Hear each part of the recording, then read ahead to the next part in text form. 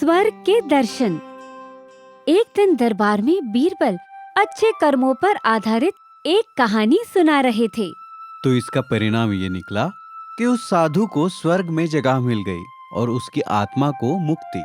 इस पर सोच विचार कर बादशाह अकबर बोले, कहानी तो बढ़िया है बीरबल, परंतु क्या सच में स्वर्ग जैसी कोई चीज होती है? जी हुजूर, स्वर्ग का अस्तित्व होता है।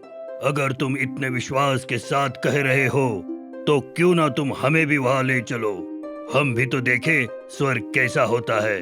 पर बादशाह वो... ये सुन शातिर मंत्री तुरंत उठकर बोले, देखा बादशाह, अब इस बीरबल की बोलती बंद हो गई। इसकी कहानियाँ भी इसकी तरह झूठी हैं। नहीं नहीं, मैं झूठ नहीं बोल रहा, सच में स्वर्ग होता है। तो ठीक है, हम तुम्हें 1 हफ्ते की मोहलत देते हैं। या तो तुम हमें स्वर्ग के दर्शन कराओ या फिर झूठे कर्मों की सजा के तौर पर तुम्हें महल से निकाल दिया जाएगा। ये सुन बीरबल चिंतित हो गए और शातिर मंत्री तो खुशी से फूला नहीं समा पाया। शायद मैंने कुछ अच्छे कर्म किए होंगे, इसलिए बीरबल को यहाँ से बेइज्जत होते हुए निकलता देख पाऊंगा। उस रात पूर्णिमा का चांद निकला हुआ था और बीरबल अपने आंगन में खटिया पर लेटे हुए आसमान की ओर देख रहे थे। उन्हें समझ नहीं आ रहा था कि बादशाह और अन्य लोगों को स्वर्ग कैसे दिखाए। वहां जाने का रास्ता तो उन्हें भी नहीं पता था। उसी वक्त उनकी पत्नी वहां आ गई। अजी सुनते हो, खाना तैयार है, चलिए, मेरे पेट में तो चूहे दौड़ रहे हैं। तुम खा लो, मैं बाद में खा लूंगा। फिलहाल मैं ये सोच रहा हूँ कि बादशाह को स्वर्ग के दर्शन कैसे करवाएं। ये सुन बीरबल की पत्नी जोर से हंस पड़ी और बोली, ये कैसे बच्चों वाली बातें कर रहे हैं? जीते जी कोई स्वर्ग देख सकता है क्या भला? यही तो चुनौती है। अगर मैंने ये कार्य पूरा नहीं किया तो मुझे नौकरी से निकाल दिया जाएगा। क्या? नौकरी से निकाल दिया जाएगा? हे भगवान, अब हमारा क्या होगा? पता नहीं मैंने जिंदगी में क्या पाप किए हैं जो मुझे ये दिन देखना पड़ेगा। ये सुन परेशान बीरबल के दिमाग में युक्ति आई और वे खुश होकर बोले, वाह भाग्यवान, क्या खूब बात कही तुमने, स्वर्ग जाने का रास्ता मिल गया। ये कहकर बीरबल वहाँ से दौड़ पड़े, जिसे देख उनकी पत्नी बोली, बड़े अजीब व्यक्ति है ये। बीरबल उसी वक्त दरबार में दौड़ते हुए आए और जोर से चिल्लाए, महाराज चलिए। जिसे सुन बादशाह अकबर जो गहरी नींद में थे तुरंत उठ पड़े। कौन है? कहाँ है? क्यों है? बीरबल, इस वक्त तुम यहाँ क्या कर रहे हो? क्षमा चाहता हूँ महाराज, पर मुझे स्वर्ग के दर्शन का रास्ता मिल गया है और क्योंकि आज पूर्णिमा की पावन रात है, इसीलिए मैं चाहता हूँ कि आप उसे आज ही देख ले। भला वो क्यों? क्योंकि अगली पूर्णिमा 1 महीने के बाद होगी, जो आपके दिए 1 हफ्ते के समय से बहुत अधिक है। इसलिए मेरी आपसे विनती है कि आप अभी के अभी चले और स्वर्ग के दर्शन कर ले।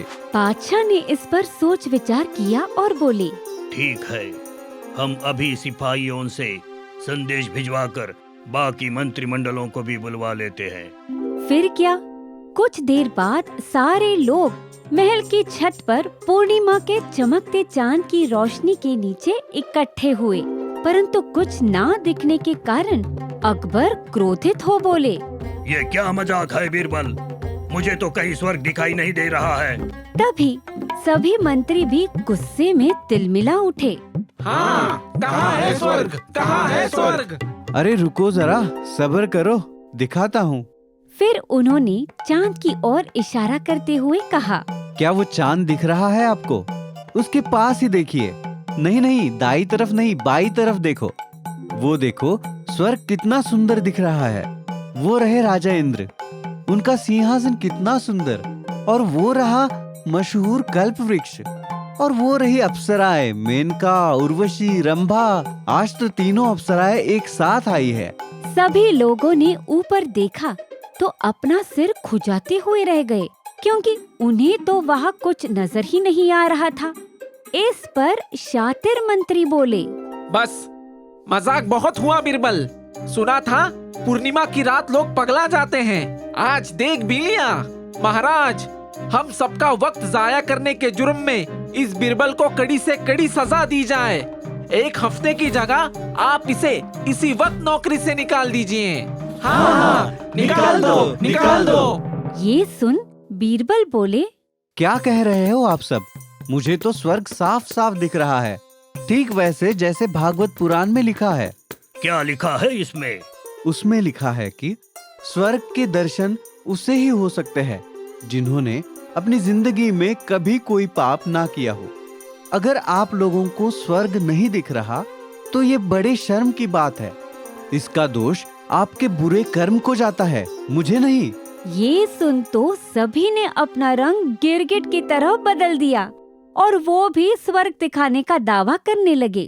अरे हाँ, वो देखो इंद्र का सफेद हाथी कितना सुंदर है।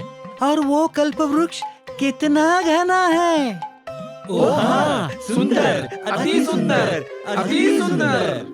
ये सुन बादशाह अकबर मुस्कुराए और बीरबल से धीरे से बोले, वाह बीरबल, आज तो तुमने पापियों को भी स्वर्ग के दर्शन करवा दिए।